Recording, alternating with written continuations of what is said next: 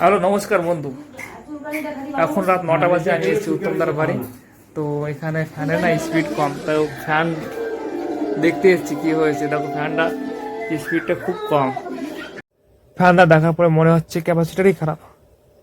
তো অনেক ক্ষেত্রে এরকম 16 ফ্যান হয়ে গেলে ক্যাপাসিটার চেঞ্জ করে দেখতে পারো যে স্পিড বাড়ে নাকি। অনেক ক্ষেত্রে ফ্যানে আপনাদের কয়েল খারাপ হলেও এরকম সমস্যা হয়।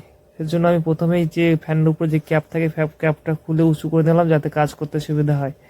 তো দেখতেই পাচ্ছ আমি এখন কাজ করছি, তো হাতের চেষ্টা দিয়ে খুলছি। তো এখানে চেষ্টা ছাড়া কোনো কিছু ইউজ করা যাবে না, কারণ ওখানে নাটগুলো খুব ছোটো ছোটো হয়। তো আগের মতনই লাগাতে হবে। তো এই ক্যাপাসিটার তার উল্টো পাল্টা হয়ে গেলে কিন্তু ফ্যান উল্টো ঘুরবে, সেটাই মাথা রাখবে। আর দেখতেই পাচ্ছ যে সাদা যে জিনিসটা ব্যাটারির মতন, ওটাই ক্যাপাসিটার, ওটাই চেঞ্জ করে এখন আমি একটা লাগাবো স্টিল কালারের। দেখতে পাচ্ছ, দেখো স্টিল কালার, ওটাই ক্যাপাসিটি ঘরে ছিল, ওটাই লাগিয়ে দিলাম।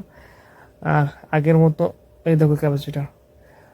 তো আগের মতন উপরে ক্যাপটা নিচে নামিয়ে নাটটা টায়ার দিলেই থেকে যাবে।